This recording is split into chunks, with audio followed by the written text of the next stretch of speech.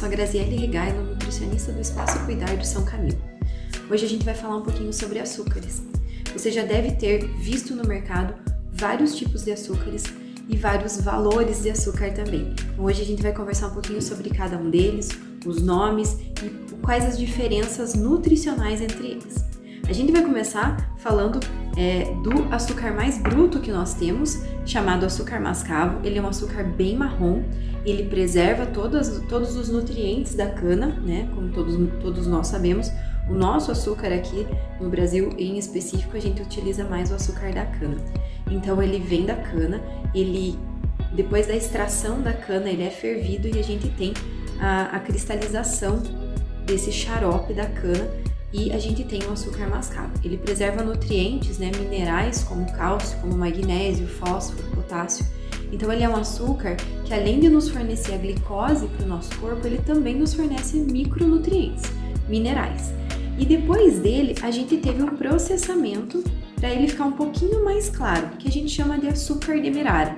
É um açúcar mais claro em relação ao mascavo, porém ele ainda tem essa coloração amarronzada, mas ele é de cristais. Ele preserva boa parte dos nutrientes, não toda a quantidade como no mascavo, mas ele preserva uma boa quantidade também e é um açúcar rico além da glicose, em outros nutrientes também. Na sequência do açúcar demerara, a gente teve mais um processamento transformando em açúcar cristal, porém com uma coloração mais branca em relação ao demerara, que também é um cristal. O açúcar cristal ele é mais branquinho, mas ainda assim ele não era um açúcar tão bonito para se levar para a mesa. E por conta disso, a indústria adicionou no açúcar cristal produtos químicos capazes de deixar esse açúcar ainda mais fino e ainda mais branco, trazendo então para a gente o famoso e bem conhecido, comum na casa da maioria das pessoas, o açúcar refinado. Então é um açúcar bem fininho, né? Bem branquinho em relação ao mascavo, então tem uma diferença muito gritante. Porém, a diferença nutricional mais dolorosa para nós nutricionistas é a perda de nutrientes. Os produtos químicos adicionados no açúcar para transformar ele no açúcar branquinho fazem com que ele também perca, além da cor, os micronutrientes, o cálcio, o potássio, o magnésio. Então esse açúcar acaba se tornando um açúcar pobre, um açúcar que só nos fornece glicose, e a gente acaba tendo que chamar esse açúcar de caloria vazia.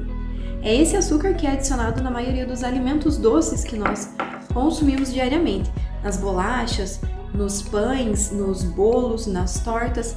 É esse açúcar que as pessoas utilizam. Até porque, com o passar dos anos, né, essa industrialização fez com que o açúcar branco se tornasse mais em conta. Então, ao invés de a gente comprar um açúcar mais rico, que é o açúcar mascavo, mais bruto, a gente acaba comprando um mais refinado, que infelizmente é mais barato. E a gente ainda tem mais um tipo de açúcar que eu não trouxe aqui para vocês visualizarem, mas que vocês já devem ter visto, que é o açúcar light. A diferença do açúcar light para esses açúcares é que o açúcar light é o açúcar refinado adicionado de adoçante. Então ele tem menos caloria justamente porque a indústria utiliza 25% de açúcar e o restante de adoçantes. O problema é que os adoçantes, se usados indiscriminadamente, eles podem trazer prejuízos para a saúde. Eles sim ficam açúcar menos calórico, porque eu só tenho 25% das calorias do açúcar tradicional, mas esse adoçante utilizado pode trazer consequências danosas para a saúde da população. Uma das consequências que a gente já sabe, que já tem estudos sobre isso, é o câncer. Alguns adoçantes podem sim aumentar as nossas chances de desenvolver alguns tipos de cânceres. Outros estudos estão sendo desenvolvidos a nível de intestino e já se conseguiu alguns dados mostrando que o uso de adoçante molda a nossa flora intestinal e com isso faz com que a gente tenha mais resistência à insulina, ou seja, mais facilidade para ganhar peso.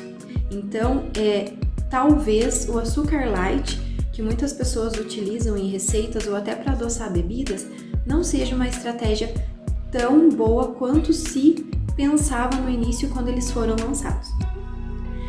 Ainda em relação a adoçantes, né, que contrapõem o açúcar, nós sabemos que poucos deles têm comprovação de que sejam seguros na sua totalidade para a nossa saúde. Então, a nossa recomendação ainda é o açúcar utilizado com moderação, cerca de 2 colherinhas de chá por dia para cada pessoa. Essa quantidade é incapaz de trazer danos para a nossa saúde, desde que seja só essas 2 colherinhas.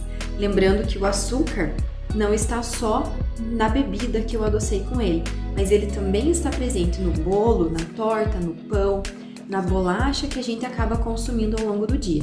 Então, prestar atenção na nossa alimentação do dia e ver se eu já não consumi algum outro alimento que tenha açúcar, aí sim eu vou estar equilibrando a minha alimentação e não preciso utilizar os adoçantes como estratégia para reduzir as calorias da minha dieta.